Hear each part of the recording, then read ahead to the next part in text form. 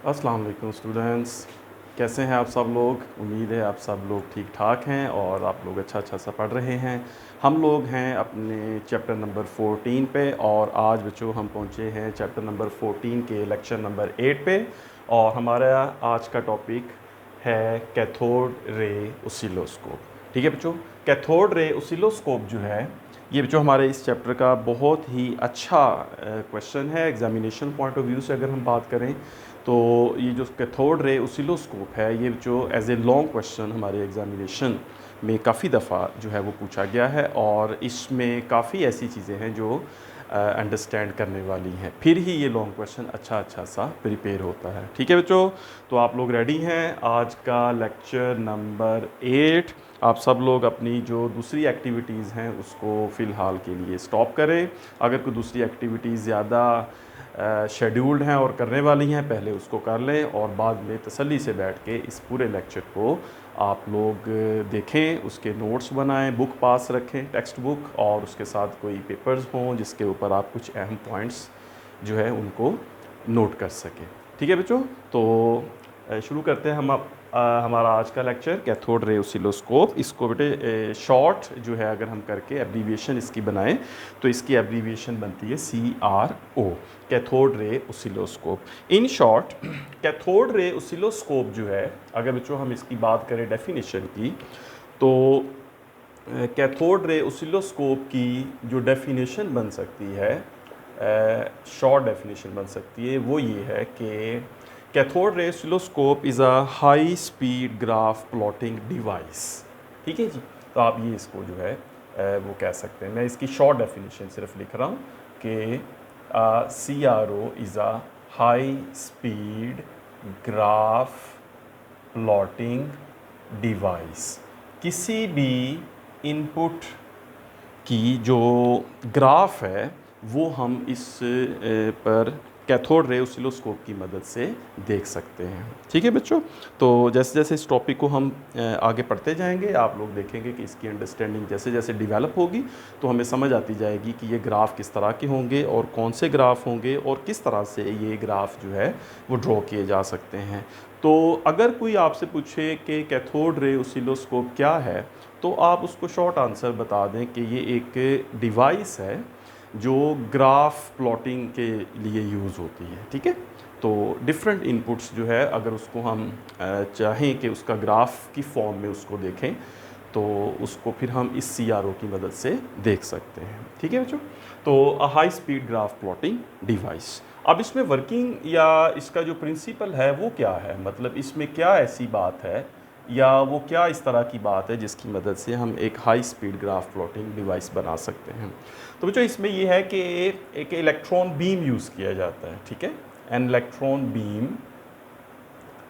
Electron beam is made to pass through two sets of plates, parallel plates, right, parallel का word भी लिख सकते हैं। तो बच्चों इसमें ये होता है प्रिंसिपल या इसकी जो वर्किंग है वो इस तरह से काम करती है CRO कि इसमें एक इलेक्ट्रॉन बीम है जिसको हम दो सेट ऑफ प्लेट्स से, एक को हम कहते हैं X डिफ्लेक्टिंग प्लेट्स और दूसरे को हम कहते हैं Y डिफ्लेक्टिंग प्लेट्स। अभी मैं आपके सामने बनाऊंगा तो आपको पता चल जाएगा। तो एक इलेक्ट्रॉन बीम होता है जिसको बेसिकली हम दो प्लेट्स में से गुजारते हैं और एक स्क्रीन के ऊपर फॉल कराते हैं।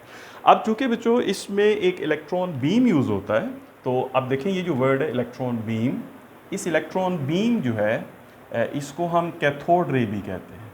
ठीक है, ये जो इलेक्ट्रॉन बीम है, whenever there is an electron beam it is also called cathode ray या cathode rays. Electron beam is also called cathode rays. अब चूँकि इसमें CRO में एक इलेक्ट्रॉन बीम यूज़ करते हैं लिहाजा इसको हम इलेक्ट्रॉन बीम ऑसिलोस्कोप भी कह सकते थे, लेकिन चूंकि इलेक्ट्रॉन बीम जो है उसको हम कैथोड रेज कहते हैं तो इसलिए कैथोड रे ऑसिलोस्कोप, मतलब कि ये ऐसी ऑसिलोस्कोप है, ऐसी डिवाइस है, ग्राफ प्लॉटिंग डिवाइस है जिसमें एक इलेक्ट्रॉन बीम या कैथोड रेज को यूज़ किया जाता है। ठीक है बच्चों, तो ये इसके प्रिंसिपल में आप लिख सकते हैं। उसके बाद जो अगला स्टेप जो है वो उस स्टेप में इसकी जो कंस्ट्रक्शन है और जो इसकी अंडरस्टैंडिंग है उसको जो है वो हम डिस्कस करते हैं। अब अगर एक ऑसिलोस्कोप जो है उसको मैं ड्रॉ करूं, तो ऑसिलोस्कोप को इस तरह से हम बनाते हैं कि इसके डिफरेंट पार्ट्स हो, ठीक है। मैं सारे पार्ट्स आपके साथ इसमें डिस्कस करता हूं और आपकी अंडरस्टैंडिंग जो है वो बेहतर करने की कोशिश करता हूँ। देखिए, जो ये इसका एक मेन लुक है जो ऑसिलोस्कोप की है, तो हमारा जो क्वेश्चन है बेसिकली वो भी इसी बात पे फोकस करता है कि इसको मतलब कि हमारे सिलेबस में इस टॉपिक के शामिल होने की रिक्वायरमेंट ये है कि हमारे बच्चों को, जो स्टूडेंट्स हैं, उनको ये पता हो कि एक ऑसिलोस्कोप जो है, एक कैथोड रे ऑसिलोस्कोप क्या होती है, उनको ये पता हो, और दूसरा उसका प्रिंसिपल पता हो, और तीसरा ये है कि उसके जो मेन पार्ट्स हैं उनका पता हो कि उनके अंदर कौन से मेन पार्ट्स हैं और वो किस तरह से एक ग्राफ को प्लॉट कर सकती है। ये रिक्वायरमेंट है हमारे सिलेबस में जो आप लोगों को पता होनी चाहिए, ठीक है। तो अभी तक मैंने आपको इसकी डेफिनेशन, इसका प्रिंसिपल बताया। अब हम इसकी जो कंस्ट्रक्शन है उसके हवाले से बात करते हैं। अच्छा बच्चों, इसकी जो कंस्ट्रक्शन है उसको हम ओवरऑल 3 हिस्सों में डिवाइड कर लेते हैं, ठीक है। 3 पार्ट्स इसके बना लेते हैं, 3 मेन पार्ट्स इसके बना लेते हैं। इसका जो पहला मेन पार्ट है उसको हम कहते हैं इलेक्ट्रॉन गन।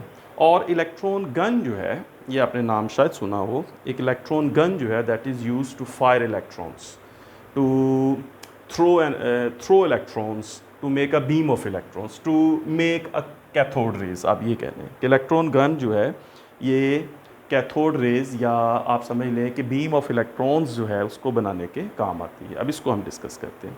कैथोड जो इलेक्ट्रॉन गन है उसके जो डिफरेंट पार्ट्स हैं, राइट। इलेक्ट्रॉन गन का एक मेन पार्ट है, उसको हम कहते हैं फिलामेंट, राइट।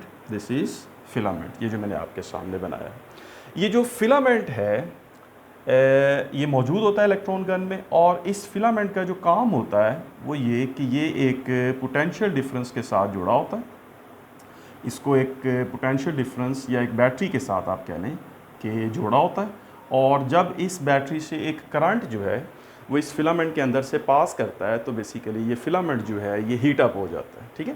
चलिए जी, इसको लिखते जाते हैं साथ थोड़े थोड़े पॉइंट्स को, कि इलेक्ट्रॉन गन का एक पार्ट जो है वो क्या है, filament. Filament is one of the parts of electron gun. चलिए यहाँ पे लिखता हूँ मैं, number 1, one of the part of the electron gun is filament. और इसका मकसद क्या है, इसने क्या होना है, इसने हीट अप होना है, राइट। इसने हीट अप होना है, और इसके हीट अप होने की जो है वो एक रिक्वायरमेंट है। तो फिलामेंट जो है इसको हम F से डिनोट करेंगे, राइट, यहाँ पे। और फिलामेंट जो है ये हीट अप होता है और ये बैटरी के साथ कनेक्ट होता है, राइट। ये करंट का हीटिंग इफेक्ट है। चैप्टर नंबर 13 में आपने ये टॉपिक पढ़ा होगा, हीटिंग इफेक्ट ऑफ करंट, कि करंट जो है वो जब किसी मटेरियल में से, किसी कंडक्टर में से पास होता है तो उस कंडक्टर को हीट अप कर देता है। ये वहाँ पर जो है वो आप कह लें कि हीट पैदा होती है।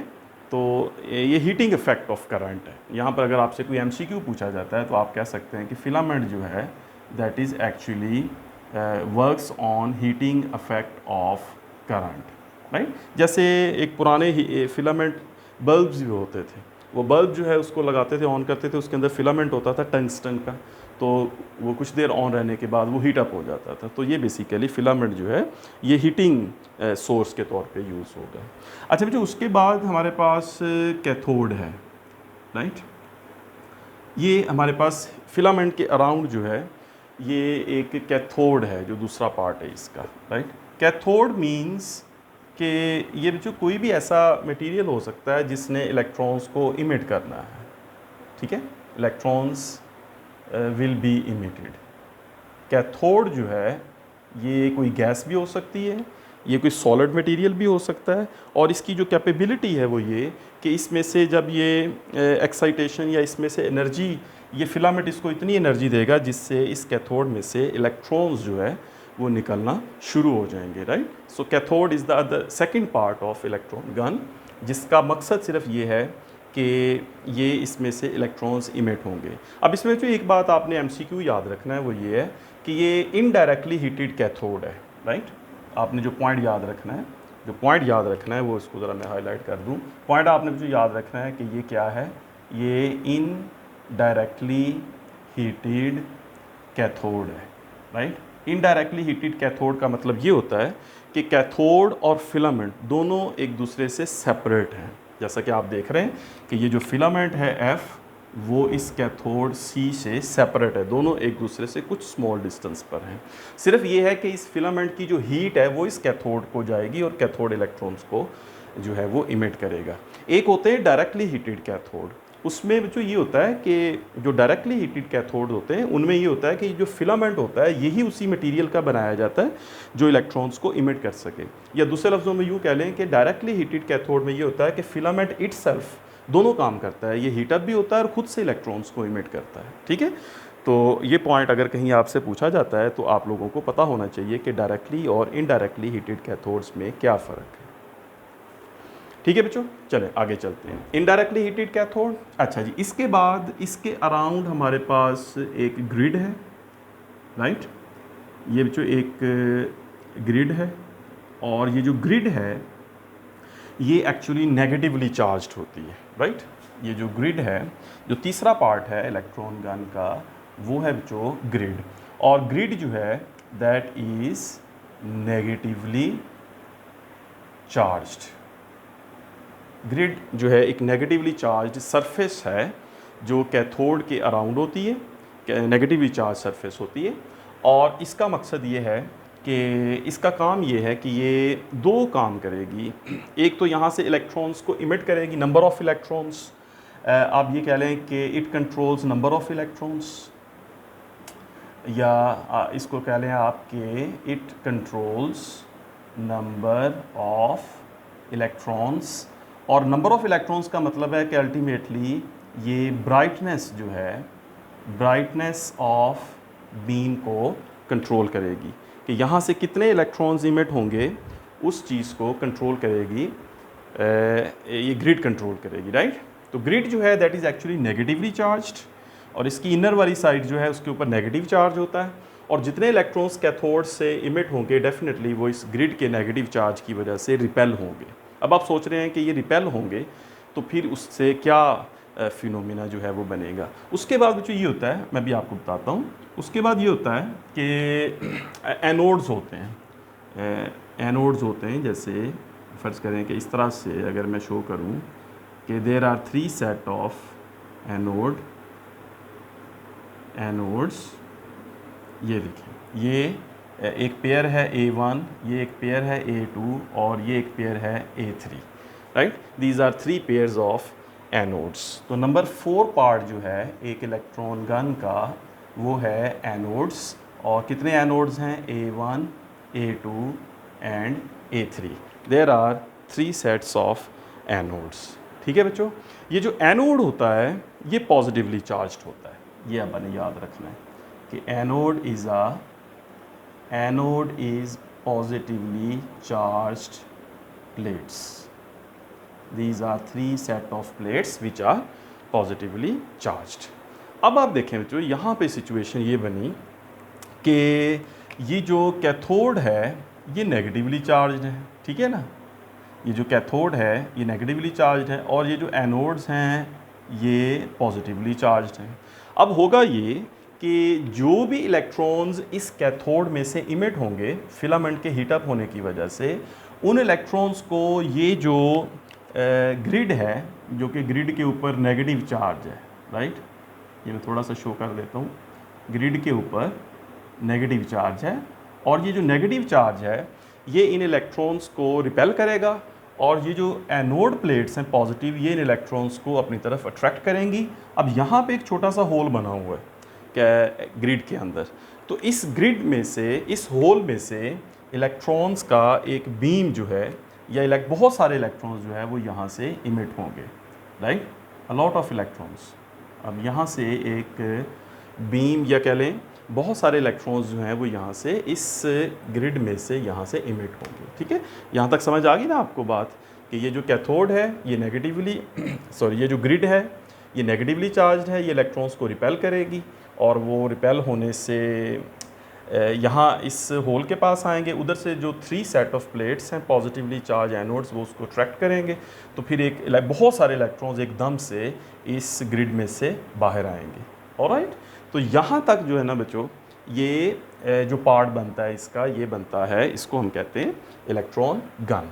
अब जो इसमें एक और आपने बात याद रखनी है कि ये जो तीनों एनोड्स होते हैं, इनका जो पोटेंशियल होता है ये इस तरह से होता है कि A2 का जो पोटेंशियल है, A2 जो है, A2 जो सेट है, ये वाला जो सेट है, इसका जो पोटेंशियल है वो ज़्यादा होता है A1 से, राइट। या आप यूँ कह लें कि A2 का जो पोटेंशियल है that is greater than, A2 का जो पोटेंशियल है that is greater than A1, और A3 का जो पोटेंशियल है that is greater than A2। यानी इन दोनों प्लेट्स का जो पोटेंशियल है वो A2 से ज़्यादा है, और जो A2 का पोटेंशियल है वो A1 वाला जो सेट है इससे ज़्यादा है, ठीक है। अब इससे क्या होगा, अगर इनके पोटेंशियल्स ज़्यादा हैं, इस सेट के पोटेंशियल इससे ज़्यादा है और इस सेट का पोटेंशियल इससे ज़्यादा है, तो इससे ये होगा कि चार्जेस एक्सेलरेट करेंगे, right. The electrons will accelerate. जब इलेक्ट्रॉन्स इन दोनों सेट ऑफ प्लेट्स में आएंगे तो यहाँ से बड़ी तेज़ी के साथ उनको आगे की तरफ ये दोनों प्लेट्स पुल करेंगी, ठीक है, अपनी तरफ, और फिर ये जो दोनों सेट है ये उनको फिर पुल करेगी। तो यहाँ इन दोनों प्लेट्स के दरमियान पहुँचते हुए चार्ज इलेक्ट्रॉन्स की जो स्पीड है वो बहुत ज़्यादा हो चुकी होगी, राइट। समझे ना आप बात को। एक्सेलरेट किसे कहते हैं? एक्सेलरेट का मतलब होता है कि उनकी जो स्पीड है वो बढ़ेगी, उनकी स्पीड जो है उसको बढ़ाया जाएगा, वो स्पीड जो है वो बढ़ेगी उसकी, ठीक है बच्चों। तो ये तीनों सेट्स जो हैं, तीनों सेट जो है A3, A2 और A1 जो है, ये उस बीम को एक तो एक्सेलरेट करेगा, ठीक है, मतलब आप यूँ कह लें कि ये तीनों मिलके क्या करेंगी, एक्सेलरेट करेंगे। These three set of plates will accelerate the beam of electrons। एक ये काम करेगा। अच्छा, दूसरा काम ये भी करेगा कि ये इन तमाम इलेक्ट्रॉन्स को या जो एक्सेलरेट हुए हैं इनको फोकस भी करेगा, right, will focus on the screen. तो इन तीनों प्लेट्स में जो इलेक्ट्रॉन्स आएंगे, जो तीन इलेक्ट्रॉन्स जब आ जाएंगे यहाँ तक, तो उन इलेक्ट्रॉन्स की वो इतनी स्पीड या इतना एक्सेलरेशन वो गेन कर चुके हैं कि अब वो यहाँ से मूव करके स्क्रीन जो है, ये जो अल्टीमेटली यहाँ पे जो है जो स्क्रीन बनेगी, जो स्क्रीन है, वहाँ तक ये पहुँच सके, इतना डिस्टेंस ये कवर कर सकते हैं, ठीक है, कि ये यहाँ पर आते हुए इतनी स्पीड गेन कर चुके हैं कि अब ये फर्दर इतना डिस्टेंस जो है वो मूव कर सकते हैं और स्क्रीन के ऊपर फॉल करेंगे, ठीक है बच्चों। तो ये हमारा जो पार्ट है, इतना जो पार्ट है हमारे पास, इस पार्ट को, जो इलेक्ट्रॉन माइक्रोस्कोप का ये वाला जो पार्ट है, इस पार्ट को हम कहते हैं इलेक्ट्रॉन गन, ठीक है जी। क्लियर होगी बात आप लोगों को? ठीक है जी, ओके जी, आगे चलते हैं। अच्छा बच्चों, इस CRO का अब जो सेकंड पार्ट है, जो पार्ट 2 है इसका, वो जो है वो हमारे पास 2 सेट ऑफ पैरेलल प्लेट्स हैं, ठीक है बच्चों। वो मैं अब आपके सामने बनाता हूँ यहाँ पर। एक होती है बच्चों, यहाँ पर एक सेट ऑफ प्लेट है जिसको मैं बनाता हूँ इस तरह से, ये देखें, ये हमारे पास जो है ये सेट ऑफ प्लेट्स हैं, और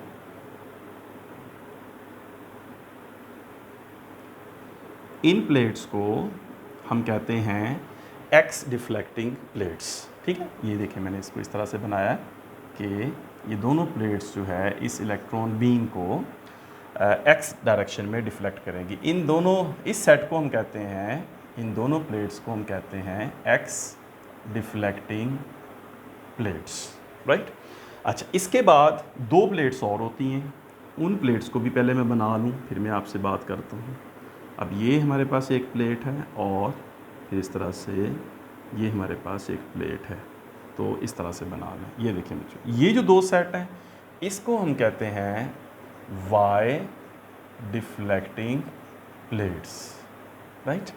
ये जो दोनों सेट्स हैं, एक्स डिफ्लेक्टिंग प्लेट्स और वाई डिफ्लेक्टिंग प्लेट्स, इन दोनों सेट्स को आप यूँ कह लें, now this is second part of electron CRO, sorry, cathode ray oscilloscope. ये जो पहला पार्ट था, इस पार्ट को आप नाम दे दें कि ये इलेक्ट्रॉन गन है। इलेक्ट्रॉन गन में आगे 4 पार्ट हैं, फिलामेंट, कैथोड, ग्रिड और एनोड्स। इस तरह ये सेकंड पार्ट है CRO का, इसको हम कहते हैं to sets of parallel plates. और तीसरा पार्ट जो होगा इस CRO का वो होगा स्क्रीन, उस पर मैं बाद में आता हूँ। ठीक है बच्चों, अब ज़रा बात करते हैं हम X डिफ्लेक्टिंग प्लेट्स और Y डिफ्लेक्टिंग प्लेट्स की। ठीक है जी, चलें आगे आ जाए।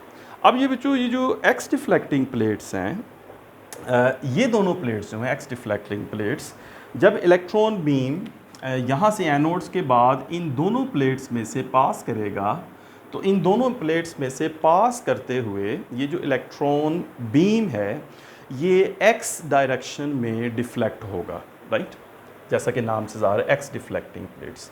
अब होता बच्चों ये है कि ये जो X डिफ्लेक्टिंग प्लेट्स हैं बेसिकली ये एक वोल्टेज के साथ कनेक्ट होती हैं। उस एक वोल्टेज अप्लाई किया जाता है इन दोनों प्लेट्स को। जैसा आपको याद होगा कि हमने चैप्टर नंबर 12 में कैपेसिटर वाले टॉपिक में पढ़ा था कि दो प्लेट्स जो हैं, दो मेटल प्लेट्स को जब हम किसी पोटेंशियल डिफरेंस से कनेक्ट करते हैं तो दोनों मेटल प्लेट्स जो हैं, एक जो है वो पॉजिटिव चार्ज होना शुरू हो जाती है और दूसरा नेगेटिव चार्ज होना शुरू हो जाती है। ठीक है, याद आया ना आपको? तो इस तरह से हम इन दोनों प्लेट्स को एक पोटेंशियल डिफरेंस के साथ कनेक्ट करते हैं, इस तरफ पॉजिटिव इस तरफ नेगेटिव, या इस तरफ पॉजिटिव और इस तरफ नेगेटिव, जो भी हो। तो वो जो पोटेंशियल डिफरेंस है वो पोटेंशियल डिफरेंस एक्चुअली इस CRO के अंदर एक सर्किट होता है। ठीक है, तो मैं ये लिखता हूँ सर्किट इन CRO। एक CRO के अंदर एक सर्किट होता है जो वो पोटेंशियल डिफरेंस या वो वाला वोल्टेज क्रिएट करता है जिस वोल्टेज को हमने इन दोनों प्लेट्स के अक्रॉस प्रोवाइड करना है। ठीक है, उस सर्किट को हम कहते हैं, उस सर्किट का नाम है स्वीप और टाइम बेस जनरेटर।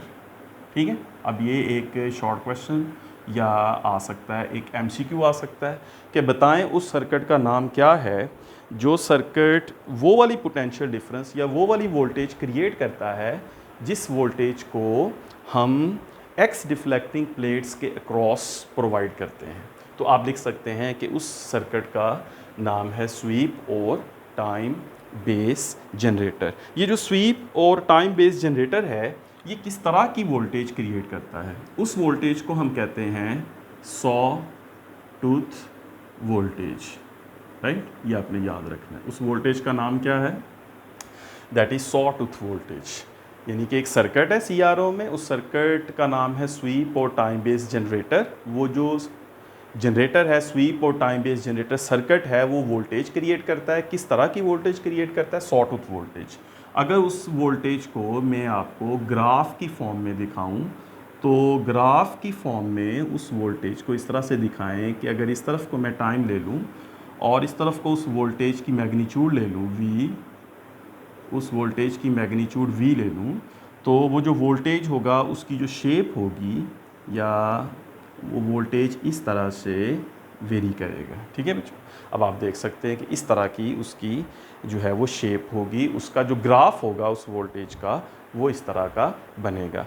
अब ये जो बच्चे ग्राफ है ना, ये मतलब इसको सॉ टूथ क्यों कहते हैं? क्योंकि आप देख सकते हैं कि ये जो ग्राफ की शेप है वो थोड़ी सी जैसे सॉ होता है एक, तो उस जैसी है, राइट, जैसे सॉ के टूथ होते हैं जिससे लकड़ी वगैरह काटते हैं, राइट, आरी कहते हैं उसको उर्दू में।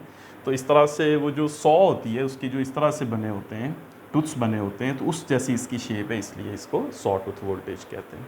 अब इस वोल्टेज की प्रॉपर्टी ये है कि इस वोल्टेज की वैल्यू यहाँ पे 0 है और ग्रेजुअली इस वोल्टेज की वैल्यू इंक्रीज़ करती है। अब यहाँ पे ग्रेजुअली का वर्ड यूज़ कर लें या आप कह लें कि द वैल्यू ऑफ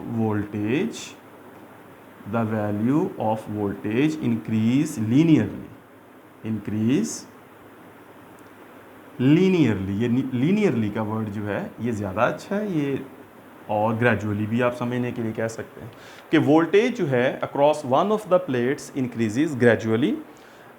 इस प्लेट ने फ़र्ज़ करें कि इस प्लेट ने पॉजिटिव चार्ज होना है और इस प्लेट ने नेगेटिव होना है, लेट्स से, तो वोल्टेज अक्रॉस प्लेट्स इंक्रीज़ का मतलब ये होगा कि ये प्लेट ज़्यादा पॉजिटिव चार्ज होना शुरू हो जाएगी और ये प्लेट जो है वो नेगेटिव चार्ज ही रहेगी। अब जितना ये वाली प्लेट पॉजिटिव चार्ज होना शुरू हो जाएगी या जितना इस प्लेट के ऊपर पॉजिटिव चार्ज ज़्यादा होगा उतना इलेक्ट्रॉन बीम जो है वो इस पॉजिटिव प्लेट की तरफ बेंड होगा, क्योंकि इलेक्ट्रॉन्स जो हैं वो क्या है, negatively charged particles, right, electrons are negative charge. अब जो प्लेट ज़्यादा पॉजिटिव चार्ज होगी, या अगर इस प्लेट का जो पॉजिटिव चार्ज है वो ग्रेजुअली इंक्रीज़ हो रहा है, बढ़ता जा रहा है, तो इलेक्ट्रॉन्स बीम का जो डिफ्लेक्शन है उसकी, इलेक्ट्रॉन बीम की, वो ग्रेजुअली वो डिफ्लेक्शन उस पॉजिटिव प्लेट की तरफ ज़्यादा होती जाएगी। ठीक है बच्चों, तो इसका मतलब ये है कि वो इलेक्ट्रॉन बीम जो है वो एक्स डायरेक्शन में, हॉरिजॉन्टल डायरेक्शन में, किस लिहाज से, स्क्रीन के ऊपर। अगर फ़र्ज़ करें कि स्क्रीन जो है, अगर उसको मैं कंप्लीट करूं कि ये स्क्रीन का वर्टिकल क्रॉस सेक्शन है और ये जो है ये स्क्रीन का हॉरिजॉन्टल क्रॉस सेक्शन है, ये एक्स एक्सिस है, राइट, और ये ऊपर जो है वर्टिकल वाई एक्सिस है। तो जब ये बीम जो है वो यहाँ से गुज़र के इन दोनों प्लेट्स के दरमियान गुज़र के यहाँ पे पहुँचेगा, तो इस बीम की जो मूवमेंट होगी स्क्रीन के ऊपर वो होगी अलोंग एक्स एक्सिस। ये देखें जिस तरफ मैंने एक्स एक्सिस शो किया है, लेट्स से this line represents x axis. जब हम सामने से देखते हैं तो ये एक्स एक्सिस है, ये वाई एक्सिस है, right, this is x axis and this is y axis, this line is x axis, this line is y. तो बीम जो है वो किस तरह मूव करेगा, अलोंग एक्स एक्सिस, राइट। तो लेट्स से कि जब इन दोनों प्लेट्स का जो पोटेंशियल है वो इक्वल है, ज़ीरो है, दोनों प्लेट्स का पोटेंशियल ज़ीरो है, तो बीम जो है वो कहाँ पे जाके फॉल करेगा, सेंटर पे।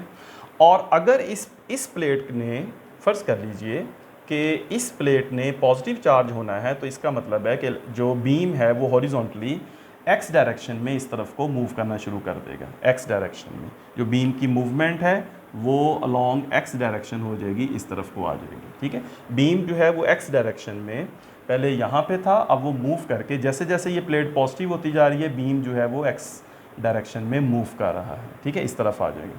इस तरह अगर ये वाली प्लेट पॉजिटिव है, ऊपर वाली प्लेट, ये वाली प्लेट पॉजिटिव है, तो फिर इसी तरह से ये जो बीम है वो डिफ्लेक्ट करेगा और यहाँ से डिफ्लेक्ट करके ये इस तरफ को चला जाएगा।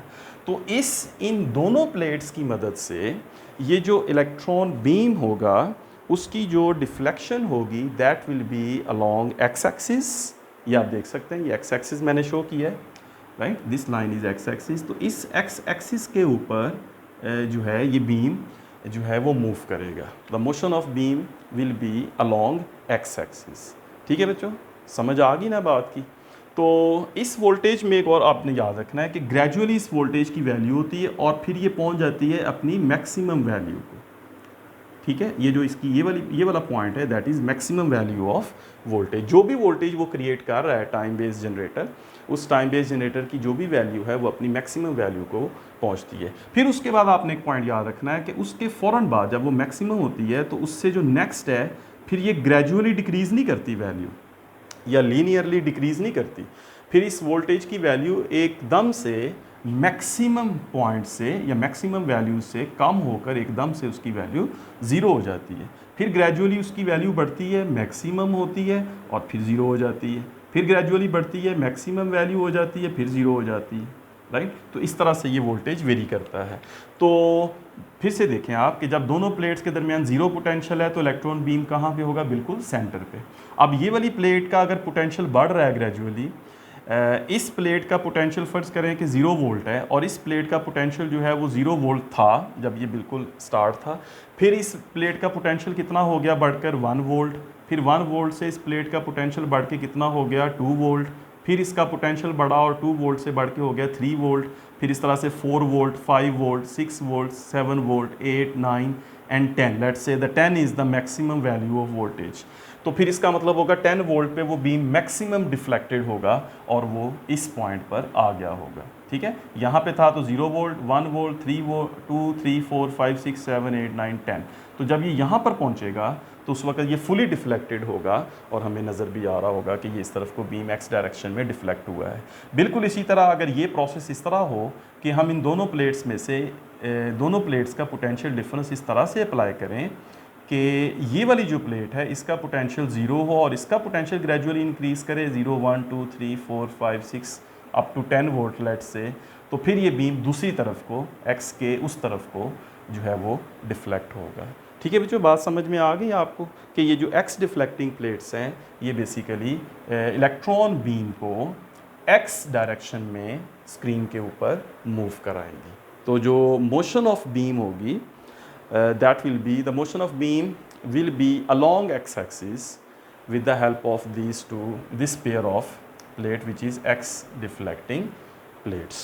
ठीक है बच्चों, अब फर्ज कर लें कि इसका जो ये वाला प्रोसेस है कि जिसमें इसकी वोल्टेज जो है वो ज़ीरो से मैक्सिमम जाती है, राइट, ज़ीरो से मैक्सिमम वोल्टेज होती है, और जिस टाइम में इसकी वोल्टेज ज़ीरो से मैक्सिमम होती है, let's say that time is t and that is called period of sawtooth voltage. ठीक है, इसका नाम ये आपने याद रखना है। This small t is known as period of sawtooth voltage, ये आपने याद रखना है। ठीक है, इसको समटाइम्स टी से रिप्रेजेंट करते हैं और समटाइम्स इसको टी एक्स से भी रिप्रेजेंट कर लेते हैं। ठीक है, t for time, x for x axis.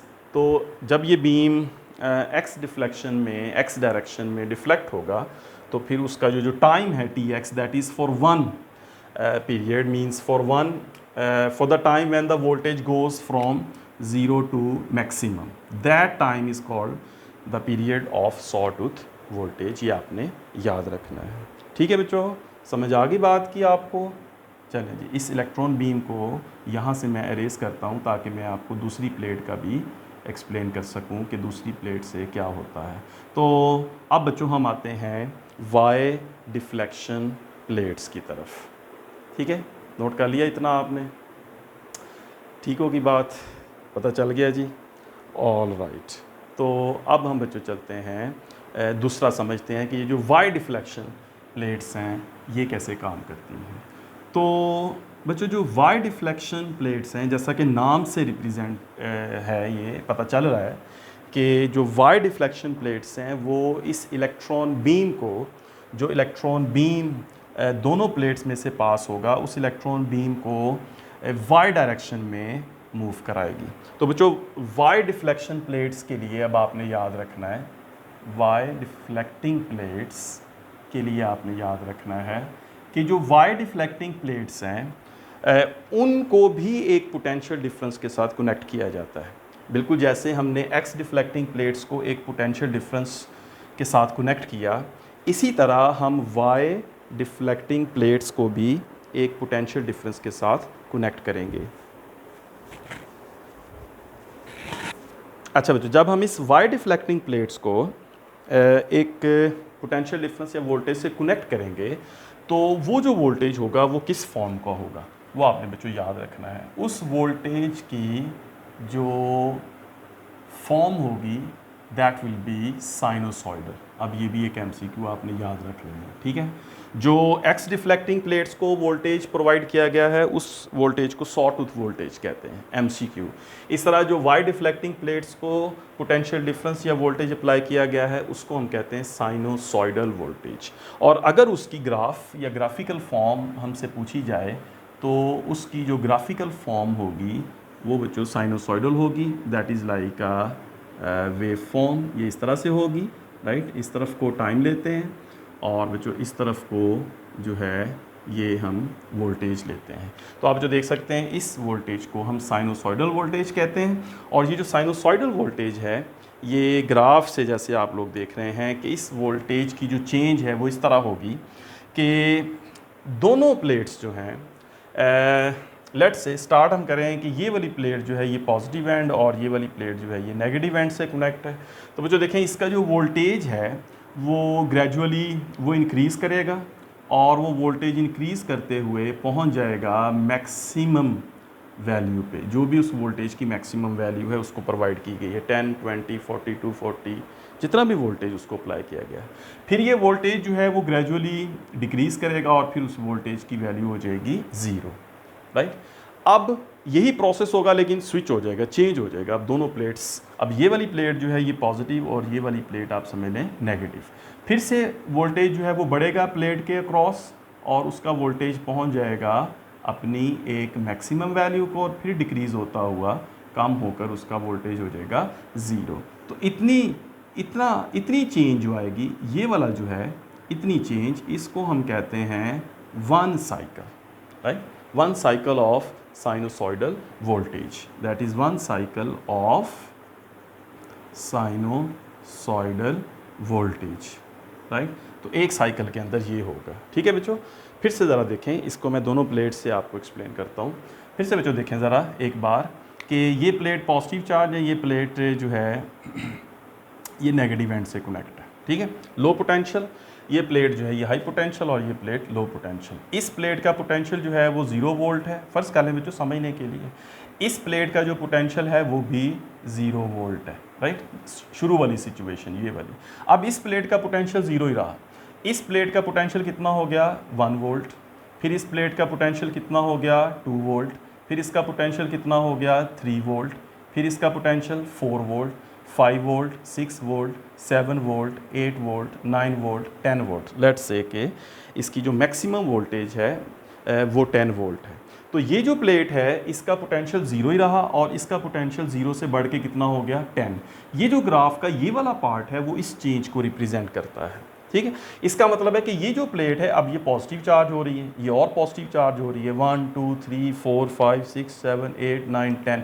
अब आप इमेजिन करें कि जैसे जैसे ये प्लेट ज़्यादा पॉजिटिव चार्ज होती जाएगी, इसका पोटेंशियल बढ़ता जाएगा, वैसे वैसे इस इलेक्ट्रॉन बीम की जो डिफ्लेक्शन है वो ज़्यादा होती जाएगी। अब इलेक्ट्रॉन चूँकि नेगेटिवली चार्ज पार्टिकल्स हैं, लिहाजा उनकी जो डिफ्लेक्शन है वो उतनी उस प्लेट की तरफ होती जाएगी।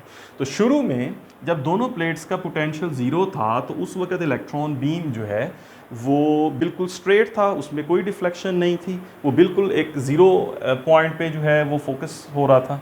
लेकिन अब जैसे जैसे इस प्लेट का पोटेंशियल बढ़ रहा है, इस वाली प्लेट का, अपर प्लेट का, तो वो बीम की डिफ्लेक्शन ऊपर जा रही है। ऑलराइट, अब देखें बच्चों, इसने जब 10 वोल्ट पे चले जाना है, अपने मैक्सिमम वोल्टेज या मैक्सिमम पोटेंशियल पे चले जाना है, तो उसके बाद अब इसका पोटेंशियल ग्रेजुअली कम होगा, इसने अभी भी 0 पे रहना है। अब ये देखें ग्राफ में मैक्सिमम से ये पोटेंशियल क्या होगा, डिक्रीज़ होगा और डिक्रीज़ होते होते ये पोटेंशियल हो जाएगा 0। अब जैसे ये इसका पोटेंशियल जो है वो ग्रेजुअली डिक्रीज़ होगा, अब आप इस तरह काउंटिंग स्टार्ट करें 10 से 9 वोल्ट, 8 वोल्ट, 7 6 5 4 3 2 1 0। तो जैसे जैसे इस प्लेट का पोटेंशियल कम हो रहा है, समझें ये लेस पॉजिटिव चार्ज हो रही है, तो इसका मतलब है कि इलेक्ट्रॉन बीम की जो डिफ्लेक्शन है वो भी ग्रेजुअली आहिस्ता आहिस्ता कम हो रही है। और अल्टीमेटली जब इस प्लेट का पोटेंशियल 0 वोल्ट हो जाएगा तो ये बीम दोबारा से अपनी ओरिजिनल पोजीशन पे फोकस हो जाएगा। ठीक है बच्चों, समझ आई ना बात की? समझ आ गई ना कि इतना हाफ जो है इसको मैंने एक्सप्लेन किया। इसको आप समझें ये 0 पे ही है और इस प्लेट ने 1 2 3 4 5 6 7 8 9 10 मैक्सिमम पे जाना है, बीम ने ऊपर चले जाना है।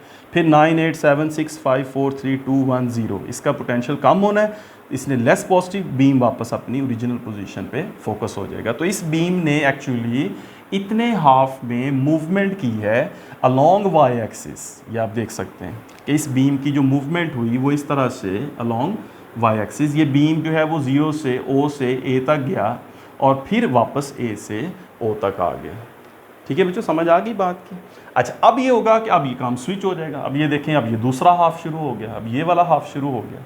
इस हाफ में इस प्लेट का पोटेंशियल अब 0 रहेगा और ये जो प्लेट है, लोअर प्लेट जो है, अब ये वाली जो प्लेट है लोअर जो नज़र आ रही है, इस प्लेट का जो पोटेंशियल है वो अब चेंज होगा और वो पोटेंशियल अब ग्रेजुअली बढ़ेगा।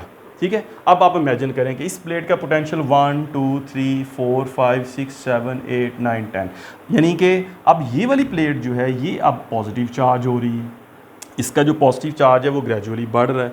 तो इसके पॉजिटिव चार्ज के ग्रेजुअली बढ़ने की वजह से अब इलेक्ट्रॉन बीम का जो बेंडिंग है वो इस तरफ को स्टार्ट हो जाएगी, इस प्लेट की तरफ। ठीक है, क्योंकि अब ये प्लेट जो है ये पॉजिटिव चार्ज हो रही है, तो अब ये बीम की जो डिफ्लेक्शन है वो इस पॉजिटिव प्लेट की तरफ होना शुरू हो जाएगी। जब ये प्लेट अपने मैक्सिमम पोटेंशियल पे पहुंच जाएगा, let's say 10 volt, when 10 is a number, just example, एक नंबर, तो 10 वोल्ट पे इसका मतलब है कि अब ये बीम फुली डिफ्लेक्टेड है, फुली वाई एक्सिस की तरफ डिफ्लेक्ट हो चुका है और हम इस सिचुएशन पे पहुंच गए ग्राफ में यहाँ पे। अब इस प्लेट का पोटेंशियल फिर ग्रेजुअली डिक्रीज़ होना है, फिर ग्रेजुअली इसका पोटेंशियल डिक्रीज़ होते होते होते होते एक स्टेज पे जाके ये 0 हो जाएगा। तो इसका मतलब है कि ये जो प्लेट है अब वो लेस पॉजिटिव हो जाएगी, लेस पॉजिटिव होती जाएगी, तो बीम चूँकि पॉजिटिव की तरफ अट्रैक्टेड था, तो अब जैसे ही ये प्लेट लेस पॉजिटिव होगी बीम भी लेस अट्रैक्टिव हो जाएगा, तो वो वापस बीम जो है वो चला जाएगा अपनी मीन पोजीशन 0 पे। तो इस तरह से बच्चों ये दोनों प्लेट्स जो हैं, ये वाई डिफ्लेक्टिंग प्लेट्स जो है वो इस इलेक्ट्रॉन बीम को अलोंग वाई एक्सिस डिफ्लेक्ट कराएंगे। अगर ये उसकी मीन पोजीशन है तो ये 0 से ए और ए से ए प्राइम लेट से दूसरी पोजीशन मैक्सिमम, तो इस तरह से ये ऑसिलेट करेगा। ये ग्राफ 2 पॉइंट ए और ए प्राइम के दरमियान इस तरह से ऑसिलेट करेगा। जैसे जैसे इन दोनों प्लेट्स का पोटेंशियल जो है वो कंटिन्यूसली वेरी करेगा according to this given shape. इस साइनोसॉइडल जो है पोटेंशियल डिफरेंस वेरी करेगा, उसी तरह से ये जो बीम है वो अलोंग वाई डायरेक्शन इस तरह से ऑसिलेट करता रहेगा। ठीक है बच्चों, समझ आ गई बात की। तो ये जो सेकंड पार्ट है CRO का, जिसको हम कहते हैं 2 सेट्स ऑफ पैरेलल प्लेट्स, ये दोनों प्लेट्स कंबाइंड तौर पे इस इलेक्ट्रॉन बीम को, इस कैथोड रे को डिफ्लेक्ट करेगी along x axis along y axis. ये दोनों प्लेट्स डिफ्लेक्ट करेंगी अलोंग एक्स एक्सिस बीम को, और ये दोनों प्लेट्स डिफ्लेक्ट करेंगी बीम को अलोंग वाई एक्सिस। समझ आ गई बच्चों बात की? ठीक हो गया जी। ये हो गया जी सेकंड पार्ट ऑफ CRO। अब चलते हैं इसके थर्ड पार्ट की तरफ। थर्ड पार्ट जो है बच्चों CRO का, वो है स्क्रीन। और ये जो बच्चों होती है स्क्रीन, इसको हम कहते हैं फ्लोरिसेंट स्क्रीन। ठीक है, या आप जो कह लें कि स्क्रीन का पूरा नाम जो है ये बेसिकली फ्लोरिसेंट होती है। ये फ्लोरिसेंट है, और फ्लोरिसेंट का मतलब ये है ये फॉस्फर की बनी है। ठीक है जी, और ये ऐसा मटेरियल है फॉस्फर या फ्लोरिसेंट, एक ऐसा फॉस्फर मटेरियल और फ्लोरिसेंट फिनोमिना जिसमें जब ये हाई एनर्जी इलेक्ट्रॉन बीम्स जाकर इस स्क्रीन के ऊपर फॉल करेंगे, तो जिस पॉइंट के ऊपर इलेक्ट्रॉन्स फॉल करेंगे उस पॉइंट पर मौजूद जो फॉस्फर है, जो मटेरियल है, उसको एनर्जी देंगे, और वो जो मटेरियल है उसके अंदर एक्साइटेशन डी एक्साइटेशन का प्रोसेस होगा, एनर्जी इमिट होगी, लाइट इमिट होगी। तो बेसिकली हमें यहाँ पर ये जो एक स्पॉट है कि जहाँ पर इलेक्ट्रॉन्स जाके फॉल करेंगे, ये हमें नज़र आएगा एज ए विजिबल स्पॉट। समझ आ गई ना बच्चों बात की? ये जहाँ पर इलेक्ट्रॉन जाके फॉल करेगा, ये जो इलेक्ट्रॉन बीम जहाँ जाके फॉल करेगा उस हिस्से में फ्लोरिसेंस प्रोसेस होगा कि जो भी मटेरियल वहाँ हमने यूज़ किया है उस मटेरियल के जो एटम्स हैं वो एक्साइट और डी एक्साइट के प्रोसेस से गुजरेंगे। जो हमने E/m वाले टॉपिक में पढ़ा है कि जब एक एटम एक्साइट होता है तो उसमें एनर्जी लेता है, और जब वो डी एक्साइट होता है तो एनर्जी इमिट करता है। तो उस तरह से एनर्जी इमिट होगी और इस जगह पे एक विजिबल स्पॉट जो है वो नज़र आएगा। तो जहाँ जहाँ ये इलेक्ट्रॉन बीम मूव करेगा वहाँ वहाँ वो विजिबल स्पॉट जो है वो हमें नज़र आता जाएगा। तो ये मोशन इतनी फास्ट होगी, इस इलेक्ट्रॉन बीम की मोशन इतनी फास्ट होगी स्क्रीन के ऊपर कि वो विजिबल स्पॉट हमें हर उस जगह नज़र आएगा जहाँ ये इलेक्ट्रॉन बीम जहाँ से पास करेगा। तो बेसिकली वो एक ग्राफ की फॉर्म जो है वो बन जाती है जो हमें स्क्रीन के ऊपर नज़र आती है। ठीक है ना बच्चों? तो इस तरह से ये इसका तीसरा पार्ट है। तो इस तरह से एक इलेक्ट्रॉन बीम या कैथोड रे ऑसिलोस्कोप जो है वो काम करती है। ठीक है बच्चों? अब इसमें एक आखिरी पार्ट है इसका हमारे क्वेश्चन का, और वो है सिंक्रोनाइजेशन। अब उस पर मैं ज़रा आपसे थोड़ी बात करता हूँ, तो आप इसका स्क्रीनशॉट ले लें, फिर मैं आपसे बात करता हूँ सिंक्रोनाइजेशन। ठीक है?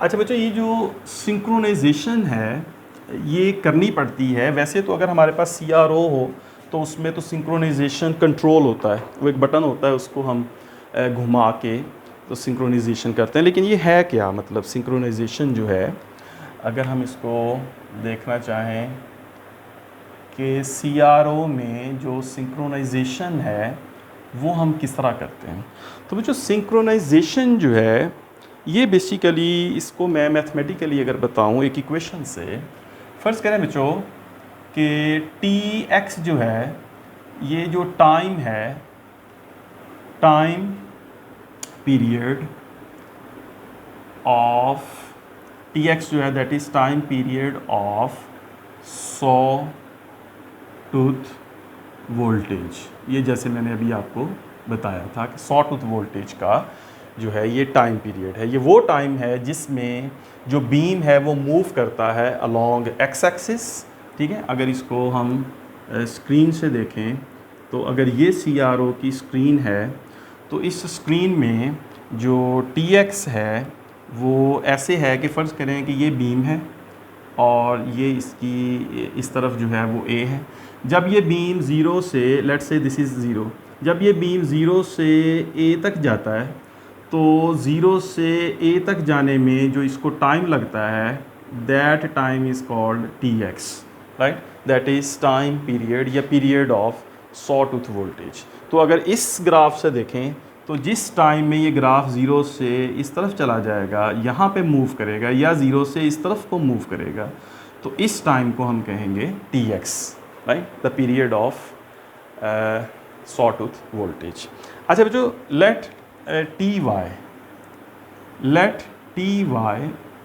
Is time of one cycle, ठीक है। इसको आप क्या लें कि time period of one cycle of sinusoidal voltage. फ़र्ज़ कर लें कि जो TY है ये वो टाइम है जिसमें साइनोसॉइडल वोल्टेज एक जो है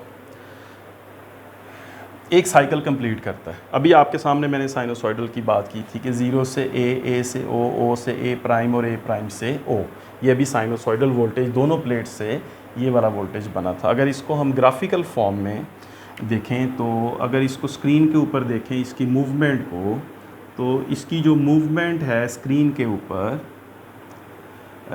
लेट्स से कि जो इसकी मूवमेंट है ये एक्स एक्सिस और ये वाई, तो स्क्रीन पर जो इसकी मूवमेंट है that is actually equals to like this.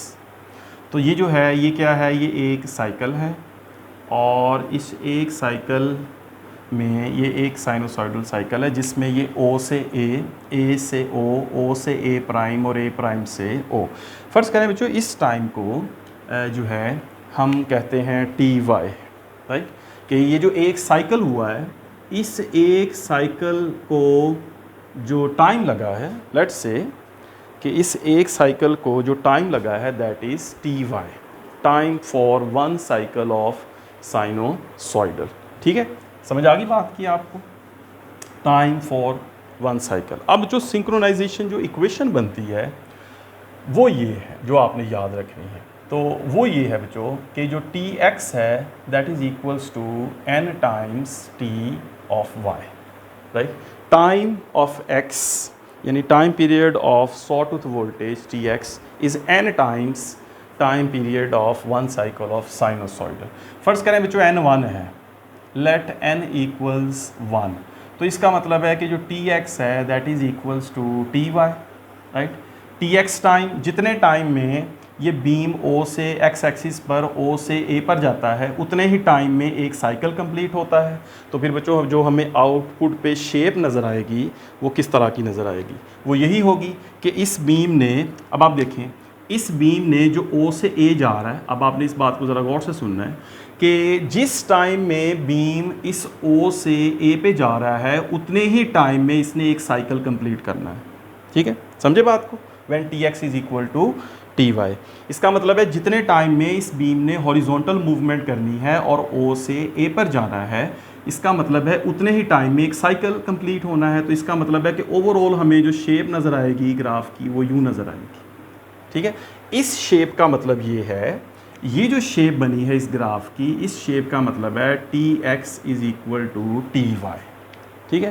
Time for X direction यानी TX जितने टाइम में वो X डायरेक्शन में डिफ्लेक्ट होता है उतने ही टाइम में वो एक साइकिल कंप्लीट करता है, it means TX is equal to TY। और हमें जब हम इस CRO को ऑन करेंगे, फंक्शन इसका स्टार्ट करेंगे, तो हमें स्क्रीन के ऊपर ये वाली शेप जो है वो नज़र आएगी और ये वाली जो शेप है ये हमें स्टेशनरी भी नज़र आएगी। ये भी आपने याद रखना, साकन होगी ये मूव नहीं करेगी, क्योंकि हर टाइम में हर सेकंड के बाद, let's say for 1 second, let's say for 1 second, this time period is 1 second. 1 second में ये बीम इस एक्स एक्सिस पर 0 से यहाँ तक जाएगा अपनी मैक्सिमम पोजीशन, और 1 सेकंड में ये एक साइकिल कंप्लीट करेगा। अगर ये दोनों टाइम सेम होंगे तो फिर हमें हर सेकंड में यही शेप नज़र आएगी। After every second we will see the same shape, right. यही शेप हमें हर सेकंड के बाद नज़र आएगी। तो जब यही शेप हर सेकंड के बाद बनेगी और हमें नज़र भी यही आएगी, तो हम कह सकते हैं कि ये जो ग्राफ है, ये जो शेप इसकी बन गई है, ये स्टेशनरी है। समझ आ गई ना बच्चों बात की। When t x is equal to t y, दोनों टाइम्स सेम है। इसी तरह बच्चों आप इमेजिन करें कि अगर मैं एन को 2 ले लूँ, फ़र्ज़ करें, पहले तो आप सोचें ना कि अगर एन को 2 लें तो क्या होगा जब तक मैं रेज़ करता हूँ। If I choose n equals 2, क्या मतलब उसका, क्या मतलब बच्चों, अगर मैं ये चूज़ कर लूँ कि जो n है वो 2 है लेट से, तो लेट अगर मैं चूज़ करूँ कि n जो है वो 2 है, तो इट मीन्स कि now t x is equal to 2 times T y. इसका मतलब बच्चों ये है कि अब टी एक्स के टाइम में, जितने टाइम में वो x डायरेक्शन में मूव करता है फ्रॉम 0 टू x यहाँ पर आता है, उतने टाइम में 2 साइकिल कंप्लीट होते हैं। ठीक है बच्चों, फिर से देख लें। T x is equal to 2 t y का मतलब है कि जितने टाइम में ये एक्स डायरेक्शन में जाता है, अपनी मीन से एक्सट्रीम पोजीशन पे जाता है टी एक्स, उतने टाइम में कितने साइकिल्स कंप्लीट हुए, 2। टी वाई क्या है, time period of 1 cycle. 2 t y means time becomes double, 2 cycles. अब क्या सिचुएशन बनेगी, अब सिचुएशन ये बनेगी कि जितने टाइम में इस हॉरिजॉन्टल ग्राफ ने 0 से ए पे जाना है, उतने टाइम में अब कितने साइकिल्स कंप्लीट हो जाएंगे, 2। ठीक है बच्चों, ये 2 नहीं बने अभी इसके 2 साइकिल्स बनाते हैं। थोड़ी सी जगह है, ज़रा इसको थोड़ा सा इस तरह से हमने ड्रॉ करना है। तो ये बच्चों इसका बना एक साइकिल, और इस तरह से ये इसका बना दूसरा साइकिल। अब आप देखें बच्चों, जब टी एक्स जो है that will be equals to 2 t y, तो इसका मतलब है जितना टाइम एक्स डायरेक्शन में लगना है, फ़र्ज़ करें 1 सेकेंड लगा उसको, टी एक्स इज़ 1 सेकेंड, तो 2 टी वाई भी 1 सेकेंड में ही होगा, मीन्स के 2 साइकिल बनेंगे लेकिन 1 सेकेंड में, तो फिर ये 2 टी वाई होगा। तो उस वक्त भी हर सेकेंड के बाद 1 सेकेंड अलॉन्ग एक्स एक्सिस, यानी उस 1 सेकेंड में 2 साइकिल होंगे, तो हर सेकंड के बाद 2 साइकिल, हर सेकंड के बाद 2 साइकिल, तो एक परमानेंट फिक्स्ड शेप हमें इस तरह से नज़र आती है। तो इस सिचुएशन को बच्चों हम कहते हैं synchronisation of cathode rays oscilloscope. तो उसके लिए जो आप ना ये वाली जो इक्वेशन है T x equals n times T y, इस इक्वेशन को आपने बिल्कुल भी नहीं भूलना। ठीक है, समझ आई बात की। ठीक है, एक और एग्जांपल दूं। अगर इसको फ़र्ज़ करें कि अगर इस इक्वेशन को हम लिखते हैं T x is equal to 3 T y, तो व्हाट इट मीन्स कि अगर ये 3 टी वाई होता, इसका मतलब होता कि जितना एक्स डायरेक्शन में टाइम है, टी एक्स जो है अगर फ़र्ज़ करें कि 1 सेकेंड है, तो उस 1 सेकेंड में कितने होने हैं, कितने साइकिल्स होने हैं, 3 साइकिल्स होने हैं। चलें आप इसको इस तरह भी कह लें कि if I choose T x is 1 second, so that 1 second will have 2 cycles. अगर यहाँ पे 2 टी वाई है तो 2 साइकिल्स, अगर यहाँ पे फ़र्ज़ कर लें बच्चों 3 टी वाई है, तो इसका मतलब 1 सेकेंड में कितने आएंगे, 3 साइकिल्स। अगर मैं इसको 4 चूज़ कर लूँ एन को, तो इसका मतलब ये कितने होंगे, 4 साइकिल्स। तो उतना ग्राफ जो है वो ज़्यादा क्लोज़ होता जाएगा, क्योंकि उसी 1 सेकेंड के अंदर ज़्यादा साइकिल्स जब आएंगे तो फिर ग्राफ की शेप जो है वो बहुत ज़्यादा क्लोज़ होती जाएगी। तो इस तरह बच्चों 1 सेकेंड जो है, अगर टी एक्स 5 टी वाई है तो इट मीन्स कि 1 second contains 5 cycles. T x 10 T y है तो it means 1 second contains 10 cycles. तो इस तरह से बच्चों हम इस जो CRO है उसकी जो सिंक्रोनाइजेशन है उसको कंप्लीट कर सकते हैं। ठीक है बच्चों, तो ये हमारा आज का टॉपिक, आज का हमारा लेक्चर नंबर 8 CRO है, cathode ray oscilloscope. Examination point of view से बच्चों आपने इस क्वेश्चन को अटैम्प्ट करना है, उसकी मैं आपको स्कीम जो है वो बता देता हूँ कि किस तरह से आपने इसको एग्जामिनेशन पॉइंट ऑफ व्यू से अटैम्प्ट करना है। तो लिखते हुए तो चूँकि थोड़ा टाइम जो है वो सेव करना है, आप लोगों के पास नोट्स मौजूद हैं, और मैं कोशिश कर रहा हूँ कि जो हमारी वेबसाइट है, एक वेबसाइट भी रजिस्टर जो है वो की है मैंने अपने नाम से, तो वो वेबसाइट का लिंक जो है वो मैं आपको नेक्स्ट लेक्चर में बता दूँगा। तो उस वेबसाइट पे जो इसके PDF नोट्स हैं वो भी आपको अवेलेबल होंगे, वो आप वहाँ से डाउनलोड कर सकते हैं, ठीक है, जो यहाँ पे टाइम बचाएंगे। तो बच्चों इसकी तरतीब जो है वो आपने यूँ रखना है कि आपने इसको पहले डेफिनेशन लिखनी है, फिर आपने प्रिंसिपल लिखना है, ठीक है। जब आप एग्जामिनेशन पॉइंट ऑफ व्यू से इसको अटैम्प्ट करेंगे तो डेफिनेशन याद कीजिए, फिर उसका प्रिंसिपल याद कीजिए, फिर उसकी कंस्ट्रक्शन याद कीजिए। फिर आपने बच्चों CRO की कंस्ट्रक्शन में 3 पार्ट्स बनाने हैं, इस तरह आपको याद रखने में भी आसानी होगी। तो उन 3 पार्ट्स में जिस तरह से मैंने आपके सामने ये ड्राइंग की थी, इसकी एक स्केच बनाया था, स्कीमेटिक डायग्राम बनाई थी, उसमें इसका जो एक पार्ट है दैट इज़ इलेक्ट्रॉन गन, जो इसका सेकंड पार्ट है that is 2 sets of parallel plates, जो इसका थर्ड पार्ट है दैट इज़ स्क्रीन। तो एग्जामिनेशन में भी आपकी जो हेडिंग होगी वो कंस्ट्रक्शन होगी, उसमें पहले नंबर पे आप हेडिंग दे देंगे इलेक्ट्रॉन गन, राइट। आप एक हेडिंग बना दें इलेक्ट्रॉन गन, ये उसका मेन पार्ट है। फिर इलेक्ट्रॉन गन के आगे 4 पार्ट्स हैं which is filament, cathode, grid and anode. सबको अलग-अलग से आप एक्सप्लेन करें कि ये क्या है। उसके बाद आप इसके सेकंड पार्ट की तरफ आएँ, 2 सेट्स ऑफ पैरेलल प्लेट्स, उसमें एक्स डिफ्लेक्टिंग प्लेट को डिस्कस करें, जैसे मैंने आपके सामने डिस्कस किया। इन दोनों प्लेट्स के अक्रॉस जो वोल्टेज है वो किस तरह से प्रोवाइड होता है, वो कौन सा सर्किट प्रोवाइड करता है, उसका नाम, उस वोल्टेज की शेप वो आपको पता होनी चाहिए। वाई डिफ्लेक्टिंग प्लेट्स जो हैं इसका आपको पता होना चाहिए कि ये प्रोवाइड होता है इन दोनों प्लेट्स को, उसके लिए कोई स्पेशल सर्किट की ज़रूरत नहीं होगी, कोई CRO के अंदर बिल्ट इन होगा। तो उस सर्किट ने जो वोल्टेज प्रोवाइड करनी है वो होगी साइनोसॉइडल, उसका नाम लिखें, उसकी शेप बनाएं और वो बताएं उसके बारे में। फिर इसकी डिफ्लेक्शन जो है उसके बारे में लिखें कि वर्टिकल डिफ्लेक्शन होगी।